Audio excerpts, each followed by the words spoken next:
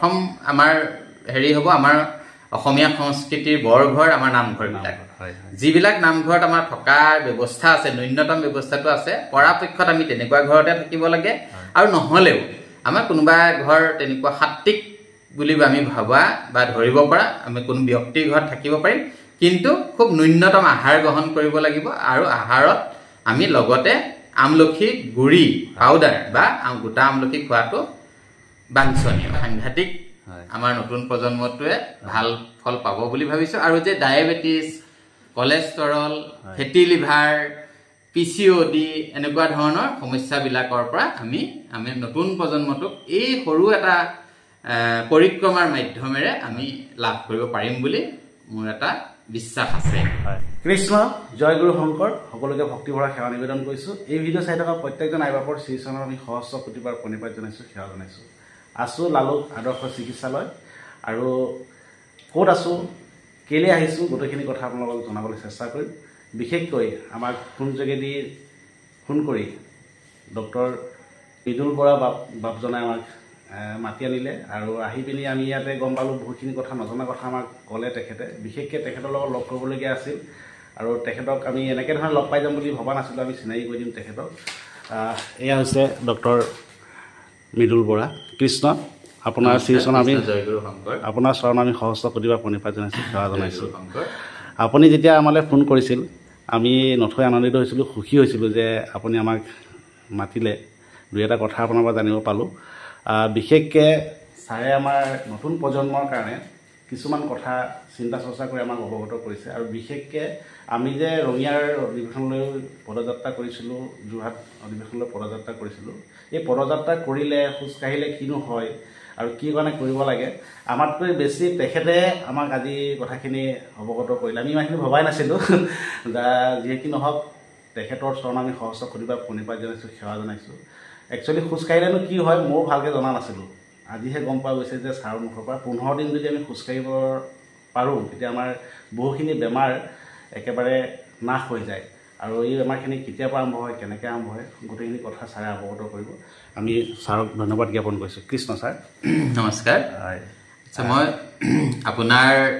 এই যিটো পদযাত্ৰা এইটোৰ পৰা মই খুব অনুপ্ৰাণিত হৈছিলোঁ আচলতে তেনেকুৱা এটা ইচ্ছা আমাৰো আছে কিন্তু আপুনি যিহেতু জানে যে মই লালুকৰ নিচিনা এখন খুব অত্যন্ত ব্যস্ত চিকিৎসালয়ত কাম কৰিব লাগে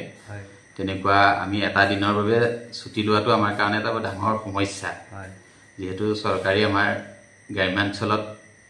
মানে চিকিৎসকৰ অভাৱ গতিকে কথাটো হ'ল মই নৱপ্ৰজন্মক আপোনাৰ মাধ্যমেৰে জনাব খুজিছোঁ যে আমাৰ এখন শাস্ত্ৰ আছে আয়ুৰ্বেদ শাস্ত্ৰ প্ৰায় 200-300 বছৰ পুৰণি এখন শাস্ত্ৰ মই এখন শেহতীয়া শাস্ত্ৰৰ কথাহে কৈছোঁ যিখন অতি এখন বিজ্ঞানসন্মত শাস্ত্ৰ সেইখন হ'ল ভৈষজ্য ৰত্নাৱলী আপোনালোকক মই সময় সুবিধা হ'লে কেতিয়াবা দেখুৱাম কিতাপখন তাত এটা কথা লিখা আছে যদি নৱপ্ৰজন্মৰ ডেকা ল'ৰা এজনে ডায়েবেটিছ যিটো আয়ুৰ্বেদ শাস্ত্ৰত প্ৰমেহ বুলি কৈছিলে পোনপটীয়াকৈ আমি ডায়েবেটিছ আৰু প্ৰমেহ মানে একাকৃত কৰিব নোৱাৰোঁ তথাপিতো আমি সকলোৱে বোধগম্য হোৱাকৈ শব্দটো কৈছোঁ নতুনকৈ ডায়েবেটিছত বা মেদবহুলতা অবেচিটি বুলি যিটো কোৱা হয় তেনেকুৱা ৰোগত বা আজিকালি ছোৱালীবিলাকৰ যিটো মেদবহুলতা প্লাছ পিচিঅডি মাহেকীয়াৰ যিটো সমস্যা এনেকুৱা ধৰণৰ যিবিলাক সমস্যা হয়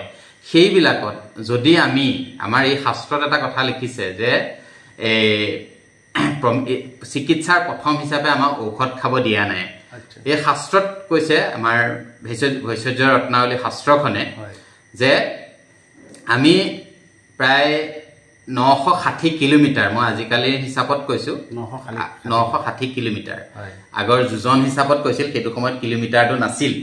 গতিকে 960 কিলোমিটাৰ যদি মানুহে মানে অহা যোৱা কৰে এবাৰ ধৰি লওক ইয়াৰ পৰা গুৱাহাটী গ'ল গুৱাহাটীৰ পৰা ঘূৰি আহিলে আৰু কেনেকৈ যাব লাগিব পদব্ৰজে যাব লাগিব আৰু সাত্বিকভাৱে যাব লাগিব সেইকেইদিনত আমি এটা বস্তু কম্পালচৰি খাব লাগিব সেইটো হ'ল আমলখি গোটা আমলখি বা আমলখি যদি কোনোবা ঋতুত কোনোবা সময়ত যদি আমলখি মানে ফ্ৰেছকৈ পোৱা নাযায় গোটাকৈ পোৱা নাযায় তেতিয়াহ'লে আমলখি গুড়ি বজাৰত উপলব্ধ ডাবৰ বৈদ্যনাথ বিভিন্ন কোম্পানীৰ পায় তেনেকুৱা গুড়ি খালেও হ'ব আৰু খুব ন্যূনতম মানে আহাৰ গ্ৰহণ কৰিব লাগিব ফল মূল গ্ৰহণ কৰিব পাৰিব আমিষ আহাৰটো প্ৰশ্নই নাহে আৰু কোনো ধৰণৰ হোটেল আদিত আশ্ৰয় গ্ৰহণ কৰিব নোৱাৰিব মানে ক'ত থাকিব লাগিব বিশেষকৈ সাত্বিক আলয়বিলাকত কোনোবা সাত্বিক আলয় বুলি যদি মনে ভাবে কোনোবা মানুহৰ ঘৰো হ'ব পাৰে বিশেষকৈ প্ৰথম আমাৰ হেৰি হ'ব আমাৰ অসমীয়া সংস্কৃতিৰ বৰঘৰ আমাৰ নামঘৰবিলাক যিবিলাক নামঘৰত আমাৰ থকাৰ ব্যৱস্থা আছে ন্যূনতম ব্যৱস্থাটো আছে পৰাপক্ষত আমি তেনেকুৱা ঘৰতে থাকিব লাগে আৰু নহ'লেও আমাৰ কোনোবা ঘৰ তেনেকুৱা সাত্বিক বুলি আমি ভাবা বা ধৰিব পৰা আমি কোনো ব্যক্তিৰ ঘৰত থাকিব পাৰিম কিন্তু খুব ন্যূনতম আহাৰ গ্ৰহণ কৰিব লাগিব আৰু আহাৰত আমি লগতে আমলখি গুড়ি পাউডাৰ বা গোটা আমলখি খোৱাটো বাঞ্ছনীয় গতিকে এই ব্যৱস্থাটো যদি কৰোঁ তেতিয়াহ'লে এই অহা যোৱা গোটেই পৰিক্ৰমাটো যদি আমি কমেও 15 দিনৰ ভিতৰত শেষ কৰিব পাৰোঁ তেতিয়াহ'লে আমাৰ দেহলৈ কিছুমান মানে সাংঘাতিক ধৰণৰ পৰিৱৰ্তন আহিব আজিকালিৰ যুগৰ ভাষাৰে কৈছোঁ যাৰ ফেটি লিভাৰ আছিলে যাৰ কলেষ্ট্ৰল বাঢ়িবলৈ আৰম্ভ কৰিছিলে ছোৱালীবিলাকৰ যাৰ পিচিঅ'ডিৰ সমস্যা হ'বলৈ আৰম্ভ কৰিছিলে এই সমস্যাবিলাক প্ৰতি বছৰৰ 15 দিন যদি আমি এনেকুৱা এটা পৰিক্ৰমা গ্ৰহণ কৰিব পাৰোঁ তেতিয়াহ'লে কিন্তু আমি খুব এটা ভাল মানে ফলাফল আশা কৰিব পাৰোঁ তাৰ লগতে এইটোৱে আৰু এটা আমাৰ নতুন প্ৰজন্মক মানে ৰক্ষা কৰিব নিচাগ্ৰস্ততাৰ পৰা এই 15 দিন যিটো আমি আমলখি খাই সাত্বিকভাৱে যে যাত্ৰাটো কৰিলোঁ এই পৰিক্ৰমাটোৰ পৰা আমি ভৱিষ্যতে মানে নিচাসক্ত হোৱাৰ পৰা কিন্তু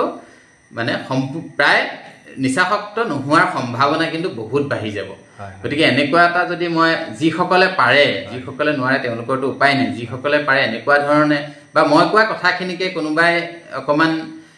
এডিটিং কৰি বা বেলেগ ধৰণে তেনেকুৱা এটা ব্যৱস্থা কৰিও যদি কোনোবাই এই মানে পৰিভ্ৰমণটো কৰিব পাৰে সেইটোৱে এটা সাংঘাতিক আমাৰ নতুন প্ৰজন্মটোৱে ভাল ফল পাব বুলি ভাবিছোঁ আৰু যে ডায়েবেটিছ কলেষ্টৰল ফেটি লিভাৰ পিচিঅ'ডি এনেকুৱা ধৰণৰ সমস্যাবিলাকৰ পৰা আমি নতুন প্ৰজন্মটোক এই সৰু এটা পৰিক্ৰমাৰ মাধ্যমেৰে আমি লাভ কৰিব পাৰিম বুলি মোৰ এটা বিশ্বাস আছে ধন্যবাদ ছাৰে কোৱা কথাখিনি হয়তো আপোনালোকে শুনিলে আমি ভাবিছোঁ আমাৰ জীৱনটো সফল হৈছে কাৰণ আমি 2 বছৰে পদপথে যাত্ৰা কৰি আছিলোঁ আমি বৰ বিশেষ ইয়াৰ বিষয়ে ইমান এটা ধ্যান দিয়া নাছিলোঁ কিন্তু মই আমলখিটো গ্ৰহণ কৰোঁ আৰু আমি দিনতে একো আহাৰ গ্ৰহণ নকৰোঁ ফল মূল খাওঁ এইখিনি কথা সোধা হ'ল কিয়তো মই ইয়াৰ পিছত আমি কোচবিহাৰ যোৱা এটা কথা আমি ভাবি আছোঁ ইয়াৰ পৰা 800 কিলোমিটাৰ তাৰ আগত আমি আকৌ এবাৰ আহি আপোনাৰ ওচৰত পৰামৰ্শখিনি ল'ম যে দিনত কি কি খাব লাগিব ৰাতি কি কি খাব নালাগে আৰু কেনেকৈ ধৰণে যাব লাগে আমলখিটো বিশেষকৈ আমলখিৰ ওপৰত বেছিকৈ গুৰুত্ব দিছে ছাৰে আৰু ত্ৰিফলাৰ ওপৰত বেছিকৈ গুৰুত্ব দিছে প্ৰায় আমিও শাস্ত্ৰত যেতিয়া কথাবিলাক কোৱা হয় তেতিয়া 40 বছৰ 35 বছৰ বয়সৰ পৰা আমাৰ বেমাৰবিলাক আৰম্ভ হয় এইবিলাক আমি কথা অৱগত কৰোঁ এতিয়া আপুনিও কথাখিনি অকণমান আগত আমাক অৱগত কৰিলে যে আমাৰ বেমাৰ হোৱা বীজটো 35 বা 30ৰ ভিতৰত আমাৰ আৰম্ভ হয় এইখন সময়ত যদি আমি অকণমান আগৰ পদ্ধতিতে যদি আমি চলিবলৈ চেষ্টা কৰোঁ তেতিয়া আমি বহুত বেমাৰৰ পৰা আমি হাত সাৰি যাম আৰু কিছু কথা পাতিবলগীয়া আছিল ছাৰৰ লগত যিটো ৰাতি প্ৰায় 10মান বাজিছে আমি অহা দেৰি হ'ল ইয়াত ছাৰৰ লগত আমি বেলেগ এদিন বিশেষ এটা সময়ত আকৌ পাতিম কথাখিনি আমি নথোৱা নিৰ্দিত হৈছোঁ ছাৰৰ পৰা অসমবাসী ৰাইজলৈ আপোনাৰ কি আহ্বান থাকিব আৰু সকলো ভালে থাকক আৰু বিশেষকৈ আমাৰ যিটো নৱপ্ৰজন্মৰ মাজত যিটো নিচাগ্ৰস্ততা মাদক দ্ৰব্যই কওক বা তেনেকুৱা যিকোনো ধৰণৰ নিচাৰ প্ৰতি আসক্তিটো বহুত বাঢ়ি গৈছে আৰু বিশেষকৈ জ্যেষ্ঠসকলৰ প্ৰতি যিটো মানে ভাৱ থাকিব লাগে শ্ৰদ্ধাৰ ভাৱ থাকিব লাগে এইটো কিছু কমি যোৱা পৰিলক্ষিত হৈছে বিভিন্ন মাধ্যমবিলাকৰ হয়তো কিছুমান এটা নিগেটিভ প্ৰভাৱ পৰিছে গতিকে আমি সকলোকে আহ্বান জনাম আমি নিচাগ্ৰস্ততাৰ পৰা নিচাসক্ত অৱস্থাৰ পৰা যাতে সক্ত অৱস্থালৈ যাতে আমি নাযাওঁ আৰু আহি থকা এখন ধুনীয়া পৃথিৱীৰ কথা যাতে সদায় আমি ভাবোঁ আমি কেৱল নিজৰ আজিৰ দিনটোৰ কথা নহয় আমি এইখন পৃথিৱীলৈ যিখিনি আমাৰ নৱপ্ৰজন্মক এৰি থৈ যাম তেওঁলোকলৈ যাতে এখন ধুনীয়া পৃথিৱী এখন সুন্দৰ পৃথিৱী দি থৈ যাব পাৰোঁ সেইটো যাতে তাৰ কাৰণে যাতে আমি সকলোৱে কিছু হ'লেও অহোপুৰুষাৰ্থ কৰোঁ সেই আহ্বানটো জনাই মই মোৰ এই ক'বলগীয়া কথাটো মানে শেষ কৰিছোঁ। ধন্যবাদ। কৃষ্ণ কৃষ্ণ। আমি ছাৰৰ চৰণৰ সহস্ৰ প্ৰতিভা প্ৰণিপাত জনাইছোঁ, সেৱা জনাইছোঁ। আমি ভাবিছোঁ এইবছৰ শ্ৰীমন্ত শংকৰদেৱ সংঘৰ অধিৱেশন লৈ তেজপুৰত হ'ব। যিমানখিনি পাৰে, যোৱা বছৰ আমি 2024 বৰ্ষত যেতিয়া আমি পদযাত্ৰা কৰিছিলোঁ, অকলে কৰিছিলোঁ। এইবছৰ 25 বৰ্ষত আমাৰ দুজন বাঢ়িছে। আমাৰ ইয়াৰে লালগড়ৰ পৰা আমি এজন পঠাইছিলোঁ, তেখেতৰ নাম প্ৰশান্ত পাঠক। তেখেত আপোনাৰ মাজুলী দি গৈছিল। তেখেত প্ৰথমবাৰৰ কাৰণে অকণমান চমু ৰাস্তা দিয়া হ'ল, আৰু এজন ডিব্ৰুগড়ৰ পৰা আহিছিল, তেখেতৰ আমাৰ বাৰ্তালাপ নহ'ল। তথাপি দুজন এইবাৰ বাঢ়িছে। আৰু এইবাৰ ভাবিছোঁ যদি পাৰে, আমাৰ লগত বহুজনে কথা পাতিছিল, খবৰো দিছিলোঁ, আপোনালোকে পাৰিলে আহিব। যদি পাৰে, যিমান পাৰে এই 5টা দিন 10টা দিন মানে অহা যোৱা কৰি, যদি 10-15 দিন যদি অহা যোৱা কৰা এটা ব্যৱস্থা আপোনালোকে কৰিব পাৰে, বহুতখিনি বেমাৰৰ পৰা আপোনালোকে হাত সাৰিব। আৰু তাৰ প্ৰমাণ আমি নিজেই, আমাৰো কিছু অসুবিধা আছিল, সেই অসুবিধাৰ পৰা আমি হাত সাৰিছোঁ। আমাৰ বহুতখিনি বেমাৰৰ পৰা আমি হাত সাৰিছোঁ। আমাৰ নিজৰ এতিয়া এনেকুৱা, আমি এইখন মেডিকেল বুলি কৈছোঁ আৰু চিকিৎসালয় আজি বহুত বছৰ পিছত আহিছোঁ। ইয়ালৈকে হয়তো ছাৰে মোক দেখা পোৱা নাই, ভগৱানৰ কৃপাত আহিব লগা হোৱা নাই। গতিকে আমি সাঁথৰ বুলি ভাবিছোঁ। আৰু আমাৰ এই পদযাত্ৰাটোৱে ছাৰো যে আমাক এনেকৈ ধৰণে চাই আছিল আৰু আমাৰ বিষয়ে যে তেওঁ চিন্তা কৰি আছিল, আজি তেখেতে আমাক ফোন যোগেদি মাতি দিয়াৰ কাৰণে আমি তেখেতৰ চৰণৰ সহস্ৰ প্ৰতিভা প্ৰণিপাত জনাইছোঁ, সেৱা জনাইছোঁ। নজনা বহু কথা ছাৰৰ পৰা আমি জানিবলগীয়া আছে। বিশেষ আমাৰ ৰাতি আজি প্ৰায় 10 বাজিছে। আমি যেতিয়া আপোনাৰ একদম ব্যস্ততা, বহুত ব্যস্ততা, আৰু ইয়াত এইখন চিকিৎসালয়ত আমি প্ৰায় শুনা পাওঁ যে বহুত মানে পেচেণ্ট থাকে। গতিকে আজি অকণ, এতিয়া মই আহি প্ৰায় অকণমান সময় বহিলোঁ, আপোনাৰ কণ্টিনিউ চলি আছে। তাৰ মাজে মাজে অকণমান আমি ছাৰৰ লগত কথা পাতিলোঁ। গতিকে ফটো কথাখিনি আপোনালোকৰ অৱগত কৰিলোঁ যে বিশেষকৈ আমি অকণমান সজাগ হ'বলগীয়া হ'ল। আমাৰ নতুন প্ৰজন্মক আমি সজাগ কৰিব লাগে। আৰু নিচাৰ পৰা আমি কেনেকৈ হাত সাৰিব পাৰিম। এতিয়া বহুতে নিচাৰ কাৰণে হাত সাৰিবৰ কাৰণে আপোনাৰ বেলেগ বেলেগ ব্যৱস্থা কৰিছে, কিন্তু আমি এইখিনি কাম যদি আমাৰ কৰি ল'ব পাৰোঁ, আমি ৰাইজলৈ কিবা এটা বাৰ্তা দিব পৰা যাব, আৰু নিজৰ স্বাস্থ্যটো আমাৰ ঠিক থাকিব। গতিকে কথা বহুত, কথাখিনি কৈ থাকিলে শেষ নহয়। আপোনাৰ কামে কাজে লাগিব, আমি পালন কৰিব লাগিব। গতিকে সকলোকে ভক্তিভৰা সেৱা নিবেদন কৰিছোঁ। এইবাৰ তেজপুৰলৈ ওলাব,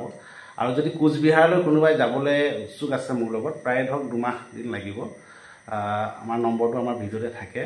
আপোনালোকে যোগাযোগ কৰিব। আমি একেলগে ওলাই যাম। আমি ইয়াৰ পৰা আৰু 2-3 মাহৰ পিছত আমি হয়তো কোচবিহাৰলৈ ওলাই যোৱাৰ এটা প্লেনিং চলাই আছোঁ। গতিকে আপোনালোকে যদি যায়, বিশেষকৈ কোচবিহাৰ যদি নাপায়গৈ, তাৰ আগতো আপোনালোকে ৰিটাৰ্ণ আহিব পাৰে। যদি এই বস্তুটো যদি আপোনালোকে টেষ্ট কৰিব পাৰে, বিচাৰে বোলে নাই 15 দিন এটা খোজকাঢ়ি চাওঁ কিনো লাভ হয়। গতিকে আমাৰ লগত ওলাব পাৰিব। থকা মেলা কোনো অসুবিধা নহয়। আমি ভকত বৈষ্ণৱৰ গৃহত থাকিবৰ কাৰণে ব্যৱস্থা কৰি দিম। খোৱা বোৱাটো সাত্বিক হ'ব লাগিব, আৰু বিশেষকৈ আমি সাত্বিকেই খাওঁ। আজি প্ৰায় 2.5 বছৰ আমাৰ মাছ মাংসৰ লগৰ পৰা আমি এটা সময়ত ধেৰ খাইছিলোঁ, এতিয়া এৰি দিয়া হ'ল। গতিকে ছাৰক ধন্যবাদ জ্ঞাপন কৰিছোঁ। আৰু আপোনালোকে এই ভিডিঅ'টো শেষলৈকে চাই থকাৰ কাৰণে আমি আপোনালোকৰ চৰণৰ সহস্ৰ প্ৰতিভা প্ৰণিপাত জনাইছোঁ। এনেধৰণে মৰম চেনেহ কৰি থাকিব। আজিৰ দিনটো বিশেষকৈ আমাৰ ভাল লগা দিন। আৰু আজিৰ দিনটোত আমি দিনত যতীন শইকীয়া প্ৰভুজনাৰ ওচৰত আমি এটা কথা বতৰা পাতিবৰ কাৰণে গৈছিলোঁ। আজি দ্বিতীয়টো, আজি ৰাতি কাৰ্যসূচী আমাৰ ছাৰৰ লগত কিছু বাৰ্তা আমি লাভ কৰিলোঁ। গতিকে ছাৰক আমাৰ গৃহলৈ আমি নিমন্ত্ৰণ জনাইছোঁ। আমাৰ গৃহত এবাৰ পদধূলা দিব বুলি আমি আশা ৰাখি এই ভিডিঅ'টো আপোনাৰ মাজলৈ আগবাঢ়ি আমি বিদায় মাগিছোঁ। কৃষ্ণ, জয় গুৰু শংকৰ, মাধৱ কৃষ্ণ।